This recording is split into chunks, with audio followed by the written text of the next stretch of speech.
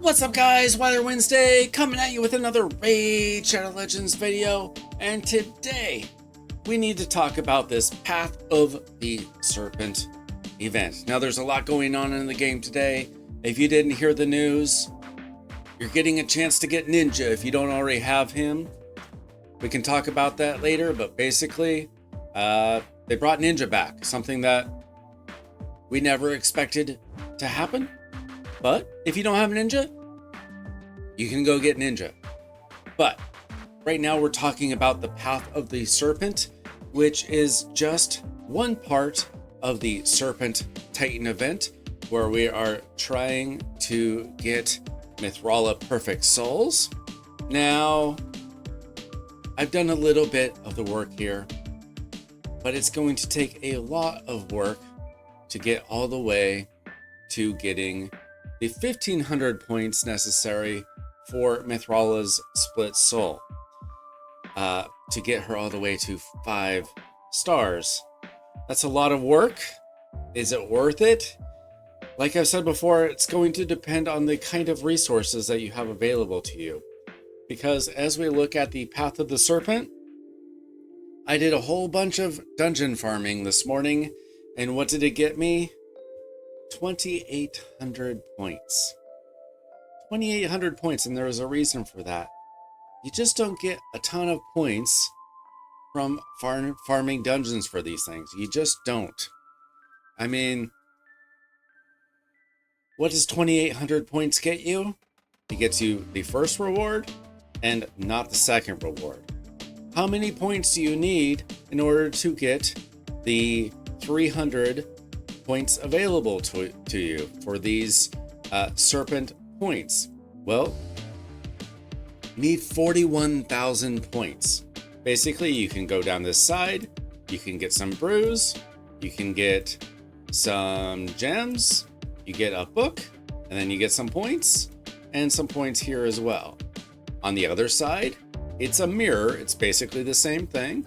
You pick your brews, you pick your potions, then you get some immortal soul coins, which are nice, and then you get your coins. But that's a lot of work. It's a lot of resources to get those points, actually, because you're probably not going to want to farm for 41,000 points. That's going to take a lot of energy, a lot of gems. It's really not worth it. What you're going to want to do, realistically, is pull shards if you want those points. How many shards? Well, a sacred shard has the most value for these things, and they're 4,500 points apiece, which means if you do just a little bit of dungeon farming, maybe you can get away with only pulling 7 or 8 sacred shards. Now, there's not currently a 2x event for anything this weekend. So is it a great time to be pulling shards? Absolutely not.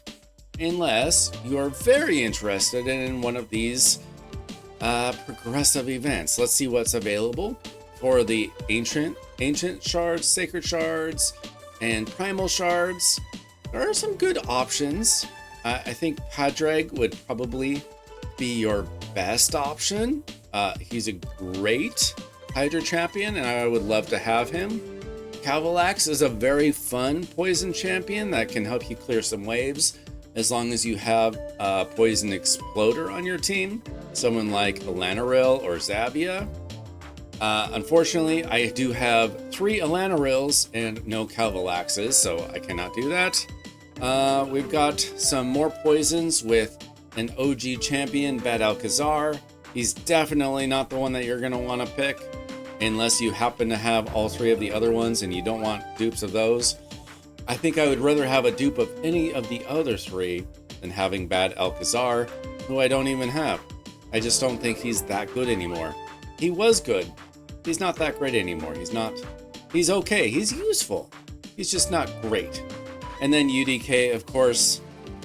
Maybe you want, if you don't already have a copy, maybe you want a second copy, or maybe you want your first copy, maybe you want a second copy, maybe you want to +1 your copy. Obviously, UDK is great. I don't think that you really need multiple copies of him, my choice here would be Padraig. Easily. And then Wither, I actually like her more than most people do. She has a nice cleanse, a continuous heal. She's very tanky. She's useful in a lot of areas. She might not be S tier, but she's still very good. And then the epic champions, honestly, you might want either Ulfrig or this lizard chick. I think that they are both part of the Lady Mikage fusion.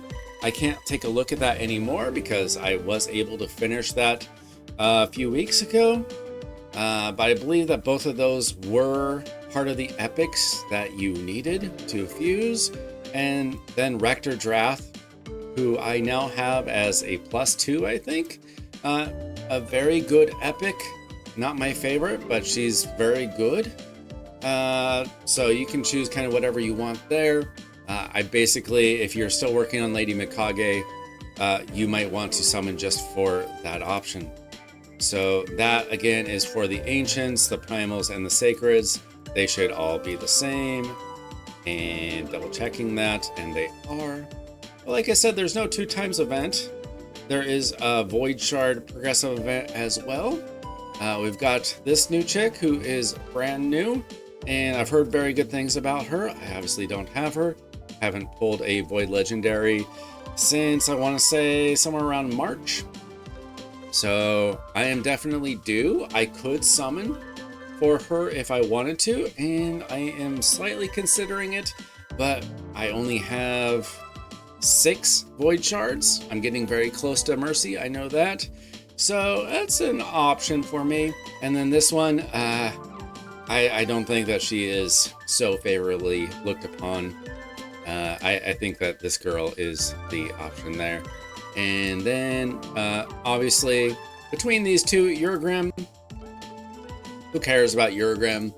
If you need if you need a clan boss team, obviously Demetha is going to be your choice for her block damage. So there are progressive chance options if you do decide to pull some shards.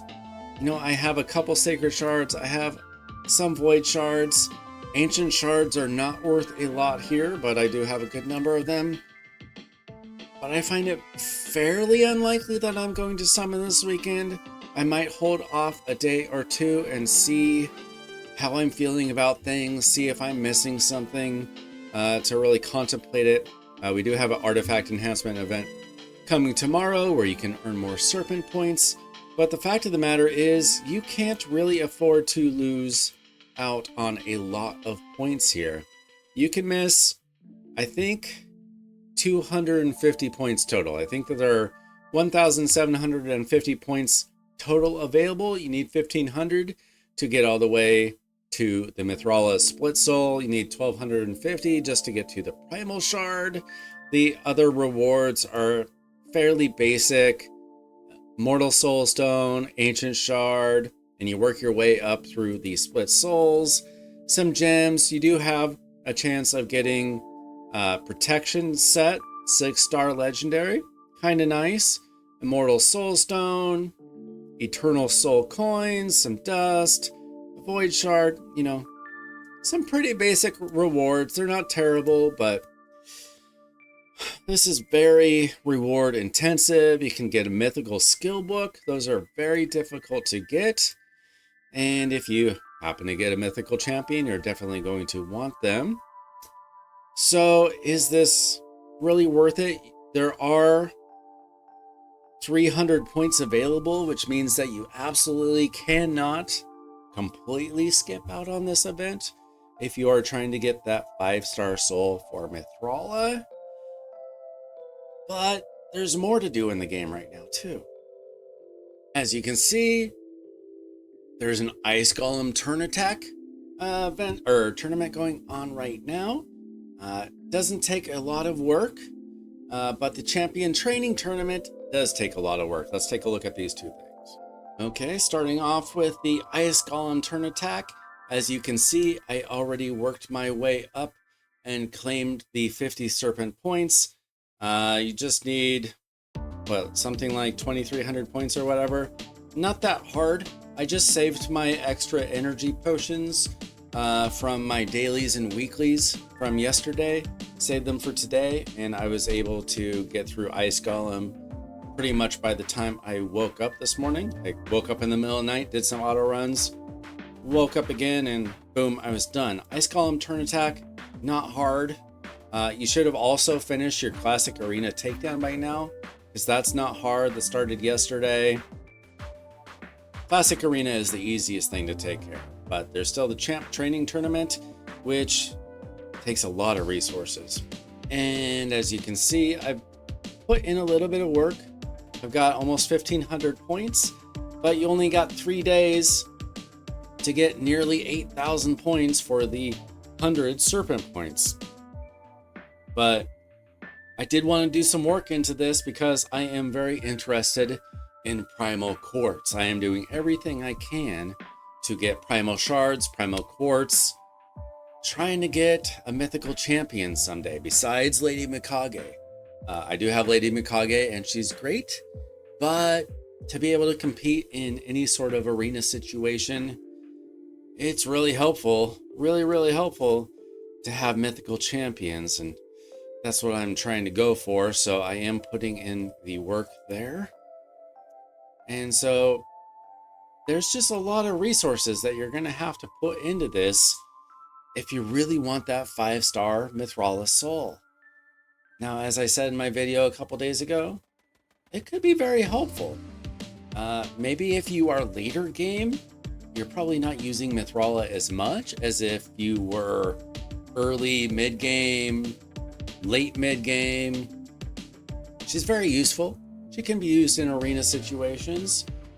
She can be used, I use her in a lot of situations, in Spider, in like Doom Tower waves and stuff. I use her all over the place, but I haven't yet needed her 5-star soul.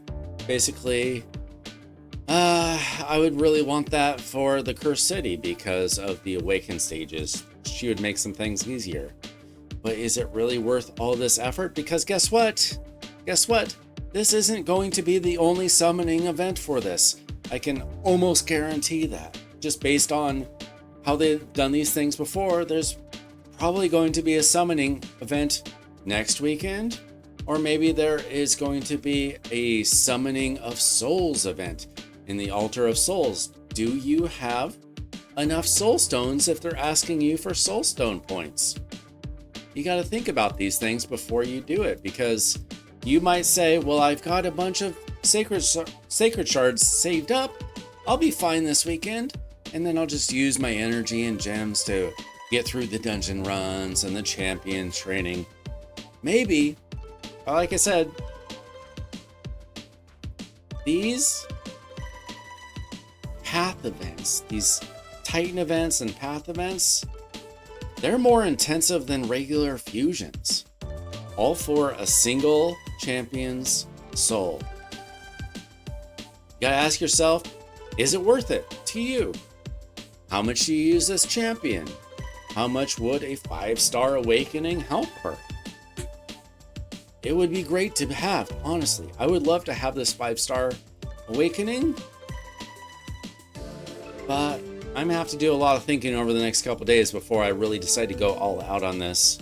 I'm gonna have to see a real reason why I need a 5-star soul if I'm going to blow every shard I have and blow my chance of getting possibly the next fusion, which might be a great fusion.